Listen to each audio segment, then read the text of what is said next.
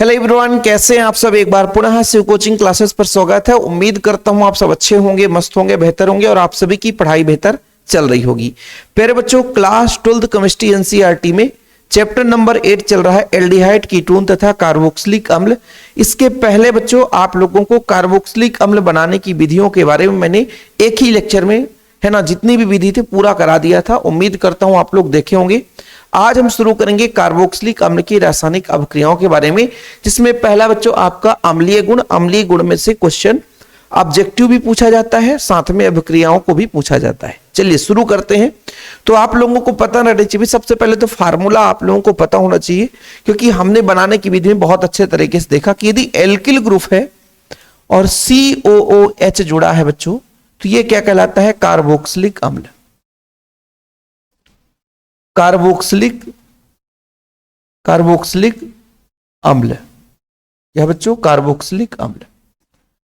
अब इसके अम्लीय गुण के बारे में हम बात करेंगे। तो ये किस तरीके से, यदि हम किसके थोड़ी सी संरचना के बारे में बात करें बच्चों, इसको हम ऐसा प्रदर्शित कर दें कि R है, कार्बन के साथ द्विबंध युक्त ऑक्सीजन रहता है, साथ में यहां पे हाइड्रॉक्सिल जुड़ा होता है।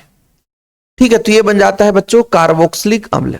कार्बोक्सी एक प्रकार से कहलाएगा। जैसे देखो, कार्बोनिल से मिलता है कार्ब, ये तो सबको पता है कि कार्बोनिल से लेते हैं कार्ब, कार्बोनिल से निकलता है बच्चों क्या? कार्ब। क्या मिलता है? कार्ब। ठीक है, कार्बोनिल से क्या मिलता है? कार्ब। और हाइड्रॉक्सिल, देखो ये आपका कार्बोनिल है, ये हाइड्रॉक्सिल है, ये हाइड्रॉक्सिल है, इससे मिलता बच्चों ऑक्सिल। तो ऑक्सिल यानी कार्बोक्सिल बन जाएगा, इससे मिलेगा ऑक्सिल।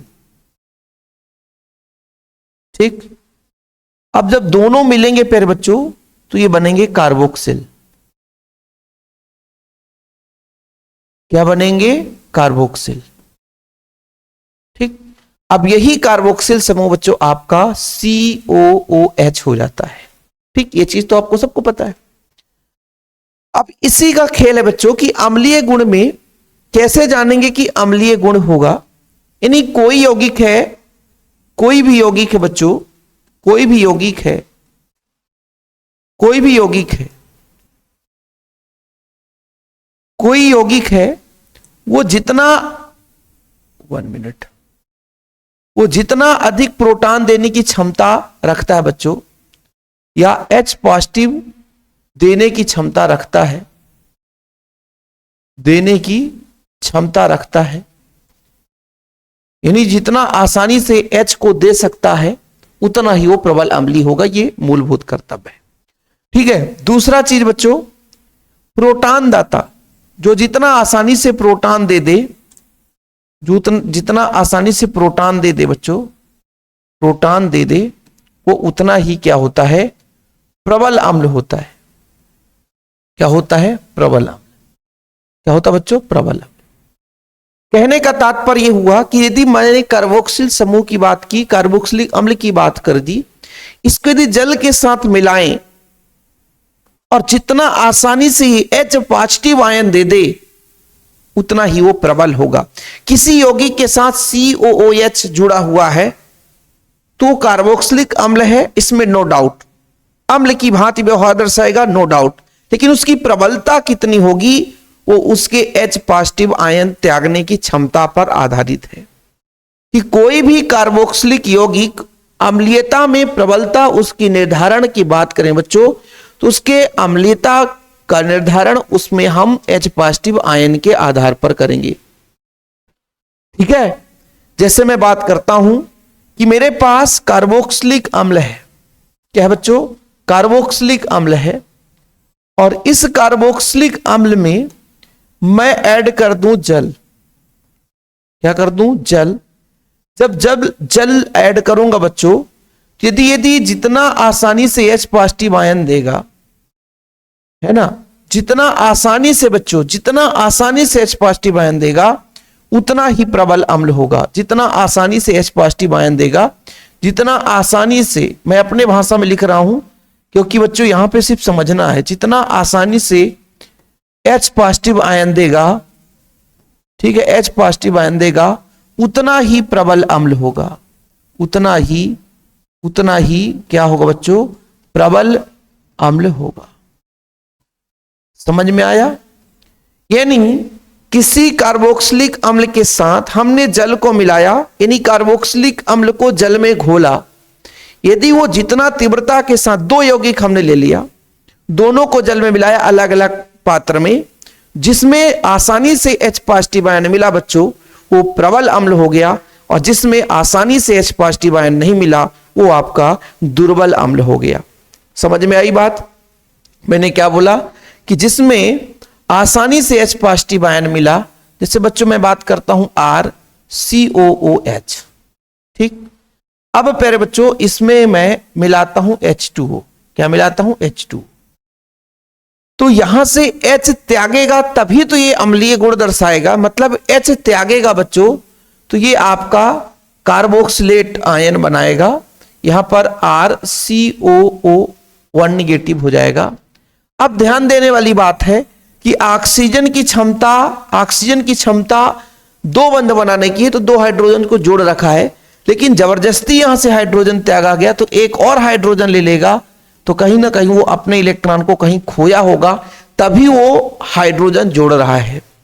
जैसे कोई भी परमाणु है बंध बनाता है बच्चों, अपना अष्टक पूरा करके रखा है कि मैं दो बंध बना सकता हूं, ऑक्सीजन जो है दो हाइड्रोजन को जोड़ता है क्योंकि ऑक्सीजन दो बंध बनाने की क्षमता रखता है, लेकिन जब अपना ही इलेक्ट्रॉन किसी को दे देता है तब वो फिर किसी से इलेक्ट्रॉन लेकर के बंध बनाने की क्षमता रखता है।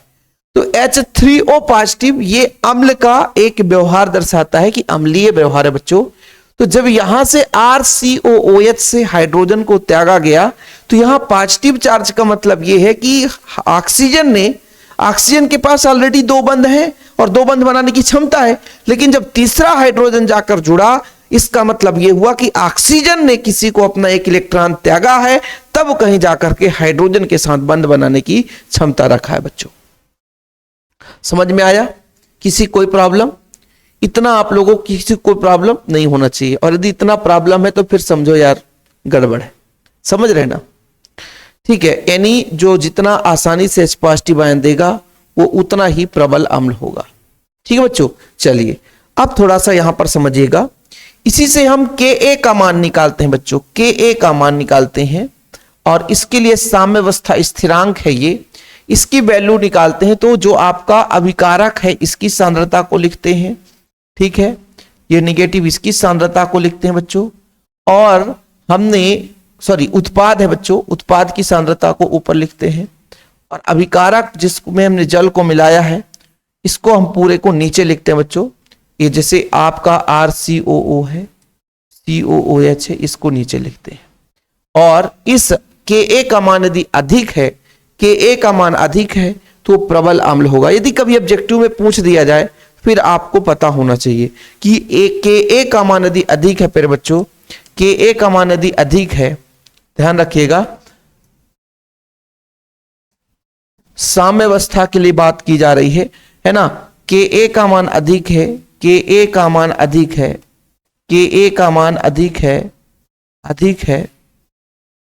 Ka का मान अधिक है, तो यौगिक उतना ही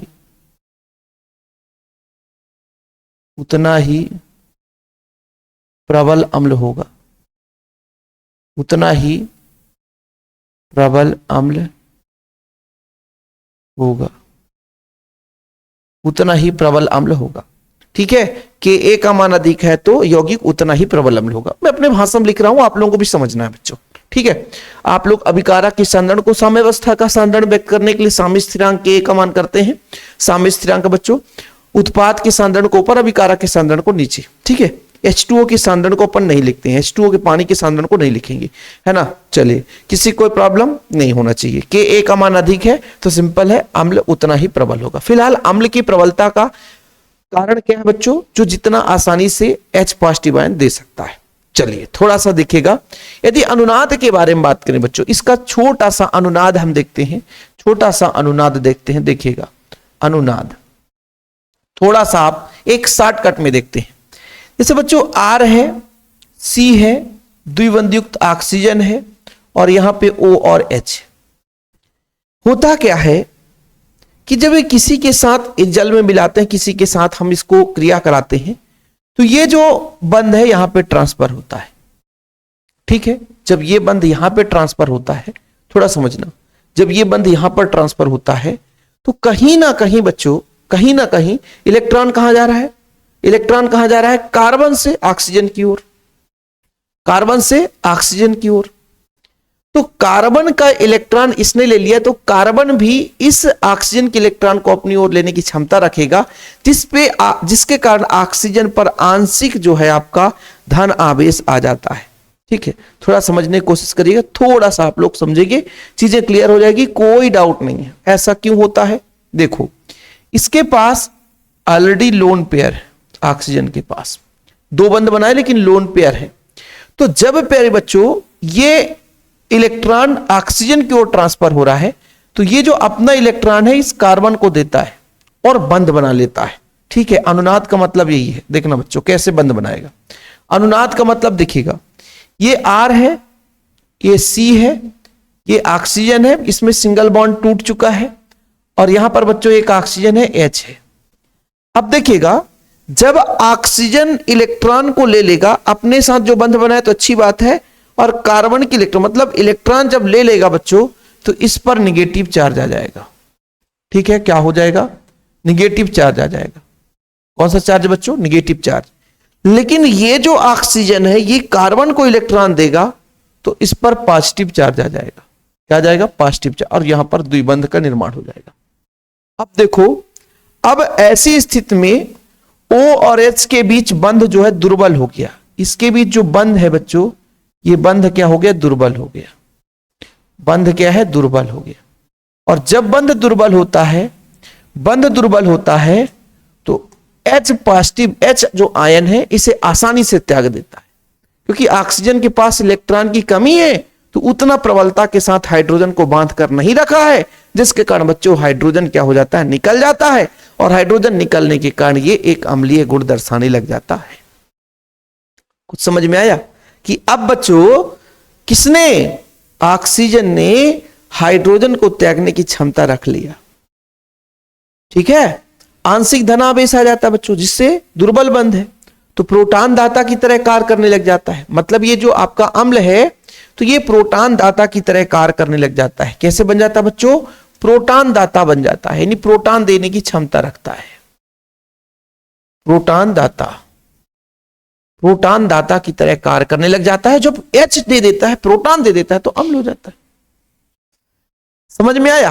यानी कहने का तात्पर्य यह हुआ बच्चों, एक और शॉर्टकट में मैं अपने भाषा में आपको लिखा देता हूं कि जो आप लोगों का देखना, आप लोगों का देखिए बच्चों, R है, C है, डबल बॉन्ड O है, OH है। ठीक है, ठीक देखिएगा, यानी यहां पे जो ऑक्सीजन है बच्चों, देखिएगा, यानी हम आपसे कह दें कि हाइड्रॉक्सिल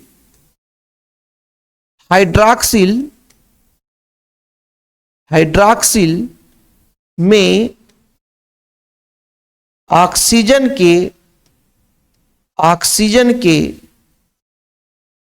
ऑक्सीजन के इलेक्ट्रॉन का घनत्व तो कम होता है, यानी इलेक्ट्रॉन कमी आती है, तो वो यौगिक प्रबल अम्ल की तरह कार्य करता है, यानी आसानी से प्रोटॉन देता है।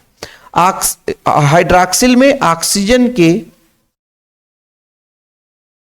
थोड़ा सा सेंटेंस सेट नहीं हो रहा है, ऐसा कर दूं यदि,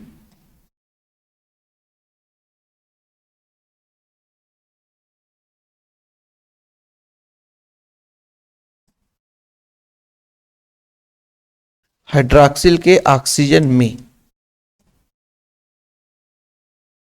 इलेक्ट्रॉन घनत्व, क्या बच्चों? इलेक्ट्रॉन घनत्व यदि कम हुआ बच्चों, तो अम्लीयता का मान जो है वो बढ़ता है। अम्लीयता का मान बढ़ता है। घनत्व तो कम हुआ तो अम्लीयता का मान बढ़ेगा। लेकिन वहीं पे यदि इसका अपोजिट वहीं पे यदि इसका अपोजिट बच्चों समझिएगा, यदि इसका अपोजिट घनत्व यदि बढ़ गया, यानी इलेक्ट्रॉन का घनत्व बढ़ गया, इलेक्ट्रॉन का यदि घनत्व बढ़ गया, इलेक्ट्रॉन का घनत्व बढ़ गया बच्चों, यदि समझिएगा उल्टा एक दूसरे का होता है, यदि इलेक्ट्रॉन का घनत्व बढ़ गया तो फिर अम्लीयता जो हो जाएगा कम हो जाएगा। समझ में आया? यानी यहां पे यदि निगेटिव चार्ज आ गया, किसी ने इसको इलेक्ट्रॉन दे दिया, तो ऑक्सीजन के इलेक्ट्रॉन का घनत्व बढ़ेगा, और इस इलेक्ट्रॉन का घनत्व बढ़ने के कारण इलेक्ट्रॉन उसके पास जब अधिक आएगा तो हाइड्रोजन को प्रबलता के साथ बांध कर रखेगा और हाइड्रोजन को त्यागने नहीं देगा। ऐसी स्थिति में बच्चों वो प्रबल अम्ल ना होकर के दुर्बल अम्ल हो जाता है। ठीक है सर, फैक्ट की बात है, सारी चीजें अपने माइंड में बसाने वाली बात है, बिल्कुल रटने वाली तो बात है ही नहीं है, रटने वाली बात है ही नहीं है। अब जैसे बच्चों एक और अब फैक्ट की बात करता हूं, ठीक है, प्लस आई प्रेरणिक प्रभाव समूह के उपस्थिति से, प्लस आई प्रभाव के उपस्थिति से, उपस्थिति के कारण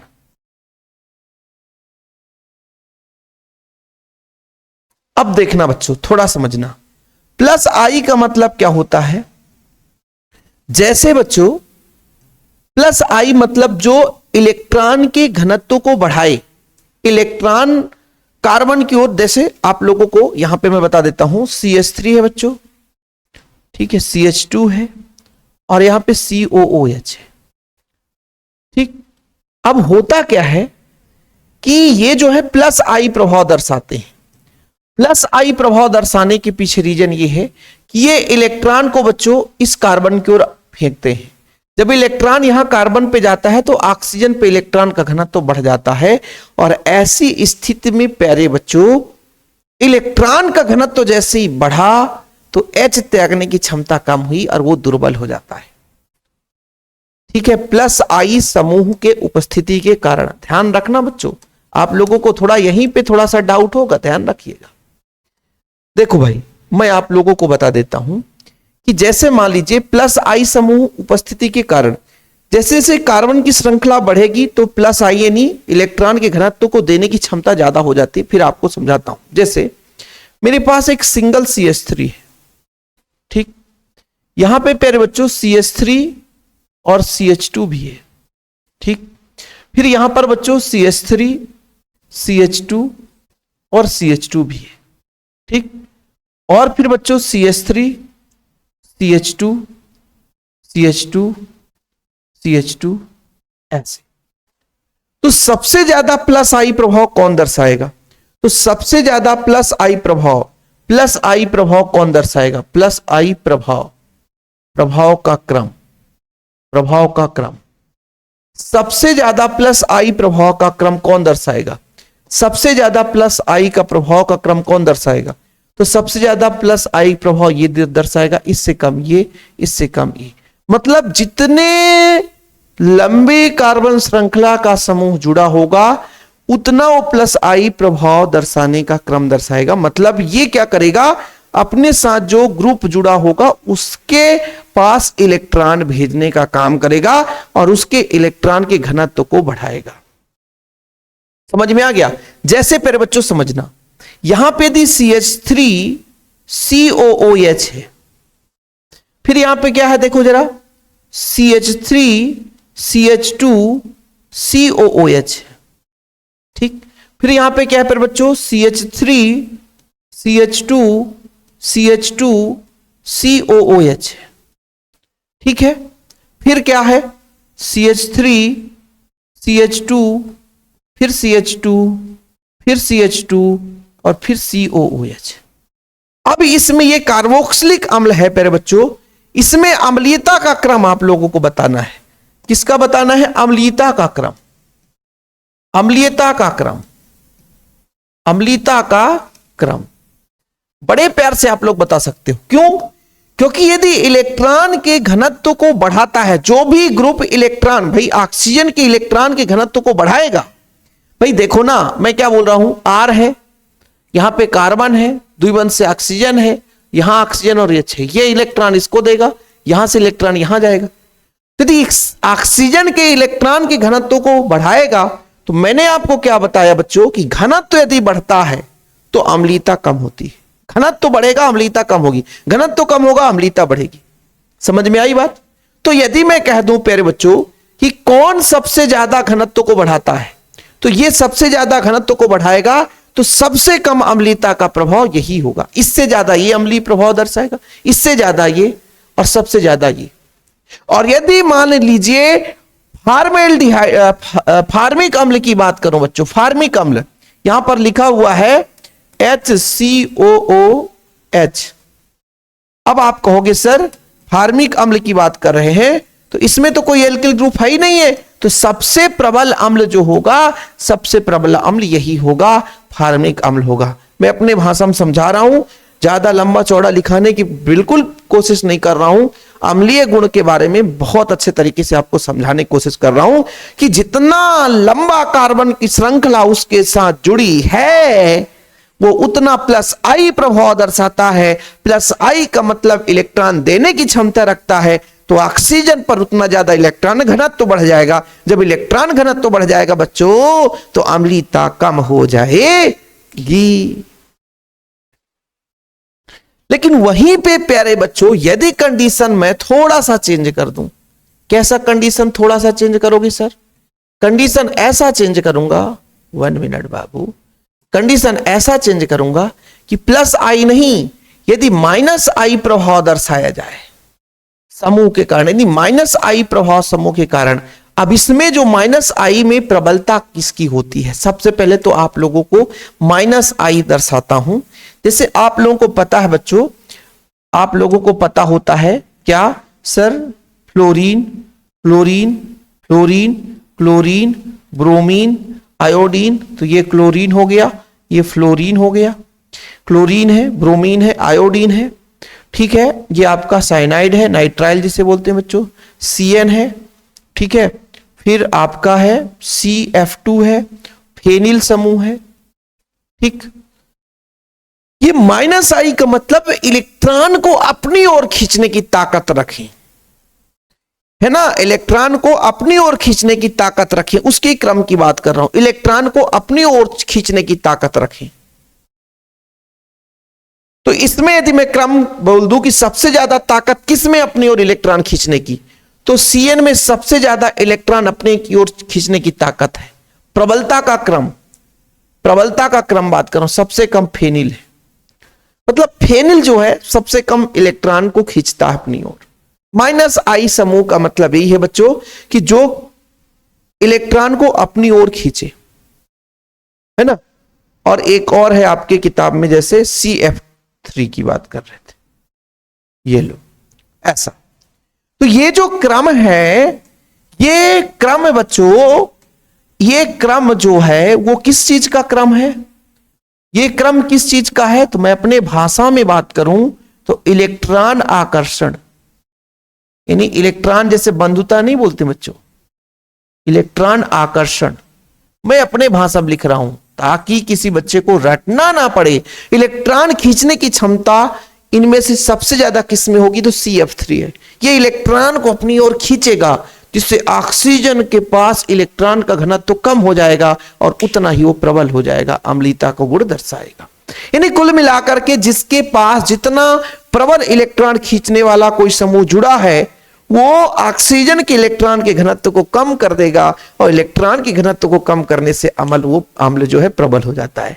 मैंने आपको पहले ही बता दिया था कि ऑक्सीजन के इलेक्ट्रॉन के घनत्व को कम करें तो अम्लीयता बढ़ती है, और घनत्व यदि कहीं बढ़ गया तो हाइड्रोजन को छोड़ने नहीं देता है, हाइड्रोजन को खींच कर रखता है, कसक कर बांध कर रखता है, जिससे भाई साहब वहां से हाइड्रोजन नहीं निकलता और अम्लीय गुण को नहीं दर्शा पाता। बोले सर आधे घंटे यही चलता रह गया।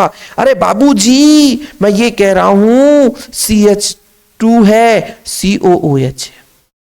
सही है सर, कोई दिक्कत नहीं है। इसको अपन कॉपी करते हैं, आगे बढ़ाते चलते हैं। आगे बढ़ा लो बाबूजी, ठीक है, और आगे बढ़ा लो। अब इसमें जरा बताना, इसमें मैं फ्लोरीन जोड़ देता हूं, इसमें मैं क्लोरीन जोड़ देता हूं, इसमें मैं ब्रोमीन जोड़ देता हूं, और इसमें मैं आयोडीन जोड़ देता हूं। अब बताओ सबसे प्रबल अम्ल इनमें से कौन है? तो बोलोगे सर जो जितना ज्यादा अपनी ओर इलेक्ट्रॉन को खींचेगा, जिसके कारण ऑक्सीजन पर इलेक्ट्रॉन की कमी आएगी, घनत्व तो कम होगा, वो उतना ही प्रबल अम्ल होगा। तो कौन ज्यादा खींचता है इसमें? देखो फ्लोरीन, देखो सबसे ज्यादा खींचेगा, यानी जो इलेक्ट्रॉन को अपनी ओर खींचेगा, ऑक्सीजन के घनत्व को कम करेगा, ऑक्सीजन के पास जो इलेक्ट्रॉन घनत्व कम होगा उतना ही प्रबल अम्ल होगा। तो इस क्रम में आप लोगों को नजर आ जाएगा। और ऐसे क्वेश्चन एग्जाम में आपको देखने को मिलते हैं, ऑप्शन दिया रहता है और लोग कंफ्यूज हो जाते हैं कि सर हमने तो कभी पढ़ा नहीं, कहां से आ गया। तो अब आप लोगों को दिक्कत नहीं होगी प्यारे बच्चों, अब आप लोगों को दिक्कत नहीं होगी। यदि मैं आपसे कह देता कि जैसे बच्चों इसकी संख्या भी तो निर्भर करता है ना, कि संख्या कितनी है, संख्या अधिक होगा ज्यादा इलेक्ट्रॉन के घनत्व को कम करेगा, है ना, इलेक्ट्रॉन के घनत्व को उतना ही ज्यादा कम करेगा, है ना। जैसे एक एग्जाम में क्वेश्चन पूछा जाता है, थोड़ा सा मैं इसका एग्जाम्पल आपको दिखाता हूं, क्योंकि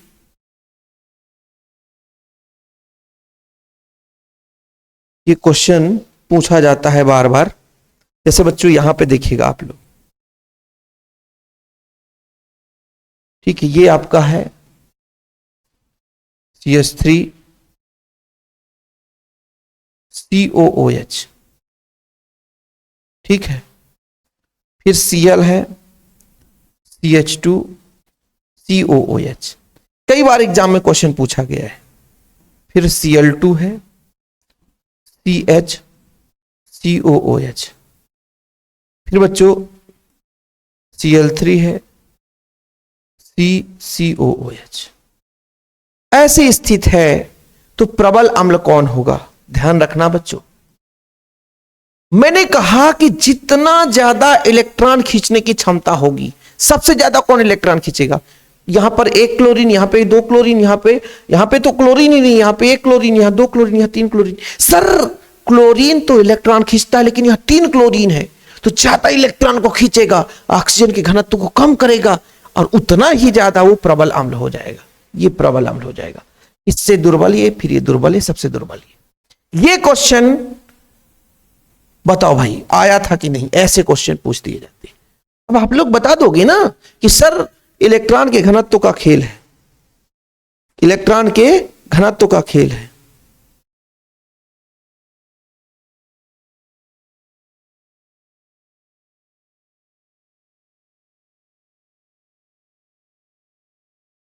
वन मिनट पे बच्चों, हेलो, जी जी,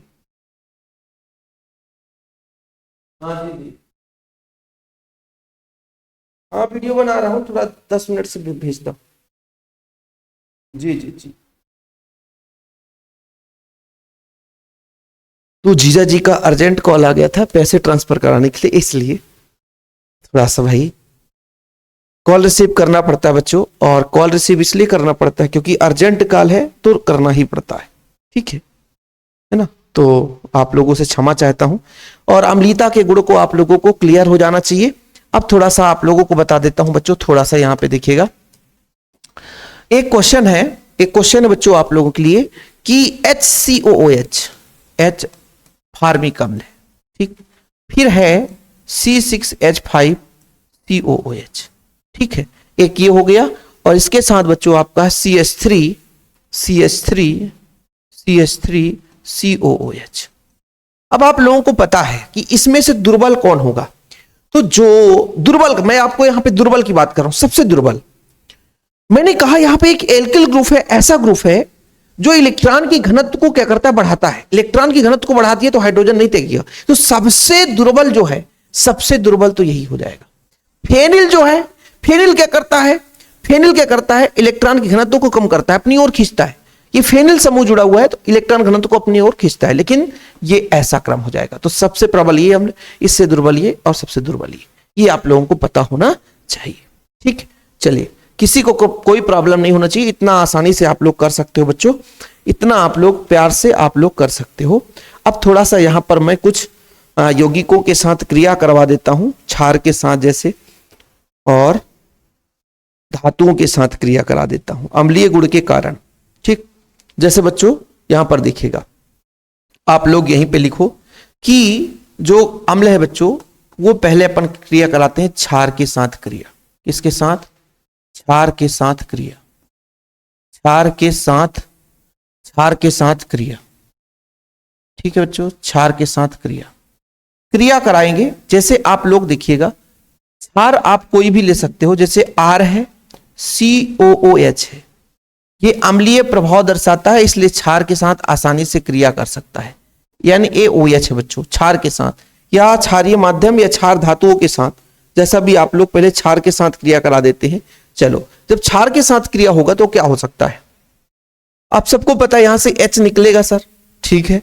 H जब निकलेगा तो RCOO बनेगा, तो कुछ ना आकर के जुड़ जाएगा, तो सोडियम आकर जुड़ जाएगा, और H2O और H निकल OH और H, तो अपना H2O बना देता है। अपना क्या बना देता है? H2O। कैसे सर? समझ में नहीं आया सर। Na टूटता है ना, तो Na पॉजिटिव बनता है और OH नेगेटिव आयन बनता है। यहां से H को ले जाकर बच्चों H2O बन जाता है, ठीक है। अब इसके जगह आप कोई भी एग्जांपल ले सकते हो, जैसे हम यहां पे R के जगह जोड़ देते हैं CH3COOH। सर इसका नाम क्या है? एस्टिक अम्ल है। किसके साथ क्रिया करा देते हैं? NaOH के साथ। NaOH ये क्या है सर? Sodium hydroxide. क्या है? Sodium hydroxide. क्या बनेगा सर? H हटेगा तो बचेगा CH3COO, सोडियम का लवण बन गया बच्चों, ठीक है। और OH और H आपस में क्रिया करके H2O बना देता है, ठीक है, क्षार के साथ। ऐसे ही आप KOH के साथ भी क्रिया करा सकते हो, ऐसे आप लोग KOH के साथ क्रिया कर सकते हो, ठीक है। KOH के साथ क्रिया करा सकते हो, ठीक। ये क्षार के साथ क्रिया है। और एक और क्रिया करा देता हूं, जैसे अपना बच्चों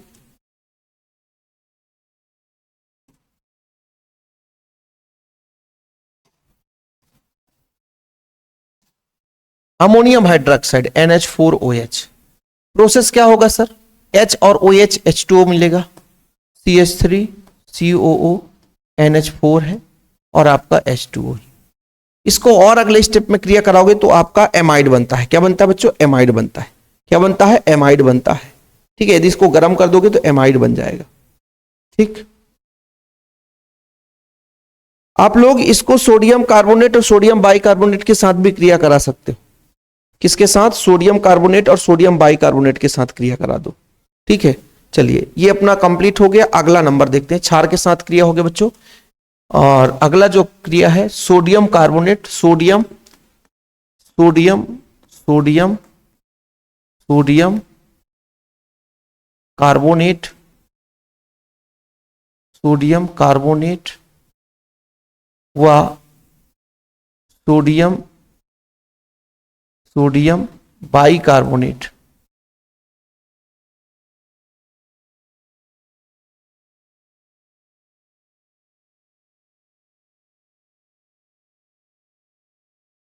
सोडियम कार्बोनेट व सोडियम बाइकार्बोनेट के साथ क्रिया।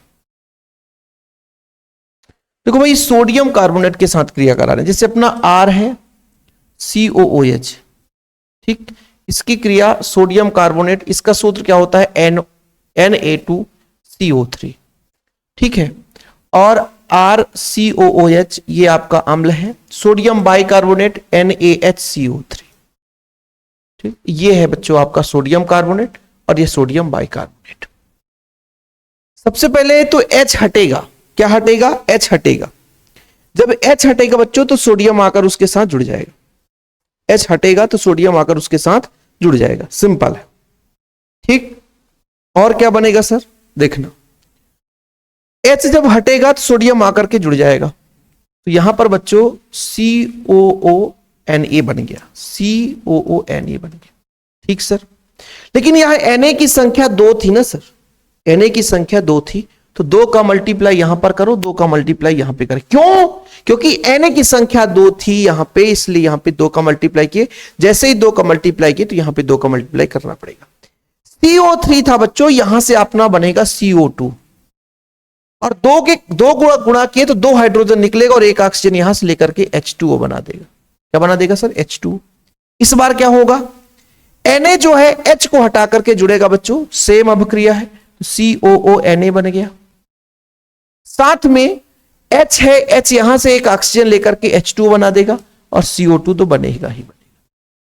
ये आपका सोडियम कार्बोनेट और सोडियम बाइकार्बोनेट के साथ क्रिया करके उत्पाद बनाता है, कार्बन डाइऑक्साइड गैस देता। अच्छा, आप लोग याद रखिएगा क्वेश्चन कैसे आता है।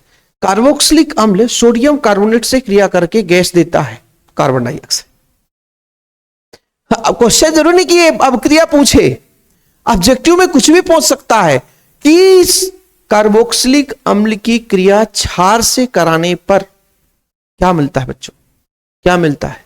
तो पानी मिलता है। क्या मिलता है? पानी मिलता है। लेकिन वहीं पे यदि आप लोग सोडियम कार्बोनेट या सोडियम बाइकार्बोनेट से करा रहे हैं तो क्या मिलता है बच्चों? कार्बन डाइऑक्साइड मिलता है। क्या मिलता है? कार्बन डाइऑक्साइड मिलता है। ठीक है, जरूरी नहीं रहता कि हम यहां पर बच्चों है ना आर की जगह आर ही लो, आप कुछ भी ले सकते हो ना। जैसे मैं यहां पे क्या ले सकता हूं, देखो मैं यहां पे ले सकता हूं एल्किल ग्रुप भी ले सकता हूं। क्या ले सकता हूं? Alkyl group. कोई भी एल्किल ग्रुप ले लो ना आप, कोई भी एल्किल ग्रुप ले लो, आपकी इच्छा है, कोई भी एल्किल ग्रुप ले लो। जैसे मैं यहां पे जोड़ता हूं, जानते हैं क्या जोड़ देता हूं? देखिएगा, आप लोग कहेंगे क्या जोड़ दो सर? यहां पर CH3 जोड़ दो, ये आपका CH3 जोड़ दो, है ना। बाकी तो वही रहेगा सर, बाकी तो वही रहेगा। ठीक, यहां पे आपका 2CH3 हो गया, यहां पे आपका CH3 हो गया। ठीक, और बाकी तो सब वही रहेगा, कुछ है नहीं भाई, कुछ है नहीं। आप वही अब क्रिया है, आर का मतलब है एल्किल ग्रुप, CH3 जोड़ दो, C2H5 जोड़ दो, वो तो आपकी इच्छा है। ठीक है, तो ये एक दो हम अब क्रिया कर जो एनसीईआरटी में इसलिए करा दी। और एनसीईआरटी में ऐसे ही बीच से क्वेश्चन पूछा जाता है, फिर बच्चे परेशान हो जाते हैं कि अब क्रिया मोस्ट नहीं था, हमने तो नहीं पढ़ा, और हमने नहीं पढ़ा तो हमें क्या पता था कि ऑब्जेक्टिव यहां से पूछ देगा सर। समझ रहे हो ना, टॉपर और बिना टॉपर में क्या अंतर होता है? समझ रहे हो ना बच्चों, जवानी का खेल है, किसी का दोष नहीं है बाबूजी। ठीक, चलिए अगला जो हमारा अब क्रिया आप लोग देखेंगे बच्चों, COH बंध का विदलन। कैसे देखना बच्चों, आपका R है, C है, डबल बॉन्ड O है और OH। यहां पे जो अब क्रिया हम देखने वाले हैं, आज दो अब क्रिया देखेंगे और फिर अगले लेक्चर में हम दो अब क्रिया देखेंगे इसके। अब यहां पर बच्चों OH बंध का विदलन हो जाएगा। OH बंध का विदलन मतलब OH हट जाएगा। जैसे पहला है एनहाइड्राइड का निर्माण, विरचन का मतलब एनहाइड्राइड। कार्बोक्सिलिक अम्ल खनिज अम्लों जैसे H2SO4 अथवा P2O5 के साथ यदि गर्म करते हैं बच्चों तो संगत एनहाइड्राइड प्राप्त होता है। क्या मिलता है? संगत एनहाइड्राइड प्राप्त होता है। क्या मिलता है बच्चों? संगत एनहाइड्राइड प्राप्त होता है। चिंता ना करो, मैं भी आपको क्रिया करके दिखाता हूं। एक सिंपल अब क्रिया करेंगे, ज्यादा लंबा चौड़ा नहीं, एक ही अब क्रिया करके दिखाएंगे। जैसे पहले बच्चों आपका है R है, ठीक है, C है, डबल बॉन्ड से O है और ये आपका OH। ठीक है, OH बंध का विदलन होगा बच्चों, OH बंध का विदलन होगा। ठीक है, कौन सा बंध? OH बंध का विदलन होगा।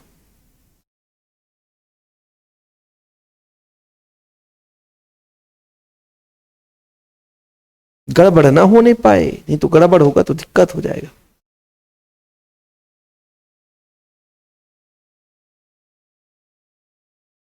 ठीक, 1 मिनट, थोड़ा सा 1 मिनट का समय देंगे। आप लोगों से गुजारिश है कि गलत ना होने पाए, गलत यदि हो जाएगा तो फिर आप लोग हमें माफ नहीं करोगे। भर भर के कमेंट से आप लोगों की, है ना। चलिए चलिए भाई, ठीक है, ठीक। जैसे बच्चों इसको मैं थोड़ा सा ऐसा बना देता हूं, आपको मजा भी आएगा। OH ये आपका क्या है? अम्ल है। ठीक है सर, इसको ऐसे ही बच्चों यहां पे एक और अम्ल ले लेते हैं, एक और अम्ल ले लेते हैं। अब ये आपस में क्रिया करेगा तो यहां से बंध का विदलन होगा, बंध तो विदलन होगा, बंध तो टूटेगा। देखना बच्चों, ये बंध टूटेगा, ये बंध यहां से बंध टूटेगा, ये बंध का विदलन यहां OH समूह के कारण हो रहा है। OH C और OH बंध का विदलन होगा। मतलब जैसे मैं यहां पे बात करूं कि यहां पे OH को तोड़ूंगा तो OH इसके H को लेकर के प्यार से H2O बना देगा। तो क्या हो जाएगा? देखना बच्चों, R है, हां सर, R है, C है, द्विबंध से O है, एक ऑक्सीजन बचेगा, यहां पे C है और यहां पर आपका R हो जाएगा। साथ में प्यारे बच्चों ये जो है आपका H2O बना देगा। क्या बना देगा? H2O। ये एनहाइड्राइड है कि नहीं है? है सर, एनहाइड्राइड है। कैसे है देखना बड़े प्यार से। मैं कह रहा हूं CH3 COOH, ठीक सर, CH3 COOH। अच्छा सर, OH बंध का विदलन कर दो, OH और H निकाल करके H2O बना दो बच्चों। क्या बना दो? H2O बना दो। तो क्या बचा सर? क्या बचा सर? CH3CO, CH3CO, CH3CO दो बार है तो ये एस्टिक हो गया, ऑक्सीजन के साथ बंध बना लिया। वही चीज यहां पे लिखा हुआ है, एस्टिक एनहाइड्राइड है। अब वही चीज आप लोगों को भाई समझ में नहीं आएगा तो समझना भाई, R की जगह CH3 तो जोड़ा, COOH, CH3 जैसे R की जगह CH3 COOH, भाई यहां पे CH3 COOH वही है ना जो मैं आपको बता रहा हूं कि भाई यहां पे आपका H2O बन गया बच्चों। क्या बनाया? H2O। तो इस तरीके से एस्टरीकरण होता है। एस्टरीकरण नहीं सर, एनहाइड्राइडों का निर्माण होता है। किसका निर्माण होता है? एनहाइड्राइड का निर्माण होता है। जैसे थैलिक अम्ल से आप थैलामाइड बना सकते हो, ठीक है, एनहाइड्राइड का निर्माण होता है। और एनसीईआरटी में यह अभिक्रिया आपको देखने को मिल जाएगी। एनसीईआरटी का फैक्ट उठा के बात कर रहा हूं, एनसीईआरटी का, भले ये अभिक्रिया नोट्स में ना हो कुछ, इसीलिए तो कहता हूं कि बच्चों नोट्स और वीडियो लेक्चर दोनों आपको कवर करना पड़ेगा। कुछ अभिक्रियाएं हैं जो नोट्स में नहीं होंगी, यहां पे मिल जाएंगी, कुछ यहां पे नहीं कराएंगे तो नोट्स में मिल जाएंगी। इसलिए आप लोगों को नोट्स लेना जरूरी रहता है। और 100 रुपए लगता है यार, कोई बच्चा आसानी से ले सकता है। ठीक, चलिए अगले स्टेप में प्यारे बच्चों, अगले स्टेप में जो अभिक्रिया होने वाली है वो है एस्टरीकरण, एस्टर का निर्माण। मतलब कार्बोक्सिलिक अम्ल से एस्टर बना देंगे सर। कार्बोक्सिलिक अम्ल क्या है सर? RCOOH, ये आपका कार्बोक्सिलिक अम्ल है। और यदि मैं बात करूं ROH, ये एल्कोहल है। और एल्कोहल जो है OH और H के साथ क्रिया कर ले बच्चों बड़े प्यार से, जैसे OH और H को ले जाए, उठा ले जाऊंगा तुझे मैं डोली से, तो उठा ले गया भैया, तो क्या बनाया? H2O बना दिया सर। क्या बना दिया? H2O बना दिया। और क्या बचा सर? R तो है ही है, COO, और R जो आपका है आकर के जुड़ गया। तो यही तो है एस्टर। इसमें कुछ है क्या? यदि हम कार्बोक्सिलिक अम्लों को किसके साथ क्रिया करा दें बच्चों? एल्कोहल के साथ क्रिया करा दें तो एस्टर का निर्माण हो जाता है। कार्बोक्सिलिक अम्ल एल्कोहल अथवा फिनाल द्वारा सांद्र सल्फ्यूरिक अम्ल अथवा हाइड्रोक्लोरिक अम्ल की उपस्थिति में, यहां पे बच्चों उत्प्रेरक आप जानते हो क्या? लो H2SO4, इसके उपस्थिति में, यानी भाई सांद्र होना चाहिए, एकदम खलबलाहट होना चाहिए। यदि खलबलाहट नहीं है तो फिर अभिक्रिया संभव नहीं है। खलबलाहट होगी तभी अभिक्रिया संभव हो पाएगी। अब आप सोचोगे मैग्नीशियम करो, नहीं भाई, अपने शॉर्टकट तरीके में फंडे में बात करो। लंबा चौड़ा कहानी पढ़ोगे तो फंस जाओगे, समस्या हो जाएगी। सीधा सीधा आप लोग ऐसा अपना समझो कि सर हम ले लेते हैं एस्टिक अम्ल CH3COOH, सर हमने एस्टिक अम्ल ले लिया और इधर ले लिया एथिल एल्कोहल। एथिल एल्कोहल, अब होता कुछ भी नहीं है सर, H और OH आपस में जुड़ते हैं और बड़े प्यार से ये H2O बना देते हैं। और बचेगा क्या? CH3COO सर, इसके साथ CH3 जुड़ गया, बचा क्या? Methyl acetate. क्या बचा बच्चों? Methyl acetate. ये एसीटेट है, मेथिल एसीटेट, एस्टर है कि नहीं? मेथिल एसीटेट बना दिया। ये आपका एस्टिक अम्ल से मेथिल एसीटेट बन गया, एथिल एल्कोहल के साथ क्रिया कराया था हमने। तो इस तरीके से कार्बोक्सिलिक अम्ल जो है वो एल्कोहल से क्रिया करके एस्टर का निर्माण कर देते हैं। और ये जो अभिक्रिया होती है किसके कारण होती है? OH बंध के कारण। यहां OH है ना बच्चों, जैसे यहां पे OH, इसके बंध के कारण होता है। OH जो है आसानी से क्रिया करके OH के उपस्थिति के कारण होता है ना। OH बंध के विदलन की बात करते हैं, बंध टूटता है आसानी से। या कि मान लीजिए OH बंध की उपस्थिति के कारण आप लिखो, यहां पे बंध विदलन नहीं लिखना चाहिए मुझे लिखना चाहिए क्या? OH समूह के कारण क्रिया, है ना। OH समूह के कारण क्रिया होती है बच्चों। ठीक, तो इस तरीके से अपना आज का कहानी, अपना आज का टास्क कंप्लीट होता हुआ। और अगले लेक्चर में देखते हैं कितनी अभिक्रियाएं संपन्न हो सकता है पूरी अभिक्रियाएं जितनी भी है, बस एक लेक्चर और करा दें आधे एक घंटे का, खत्म कहानी चौचक, अपना पाठ कंप्लीट, फिर अगले चैप्टर में शुरू करेंगे, है ना। बाकी जिन बच्चों को नोट्स लेना है तो मात्र 100 रुपए चार्ज है।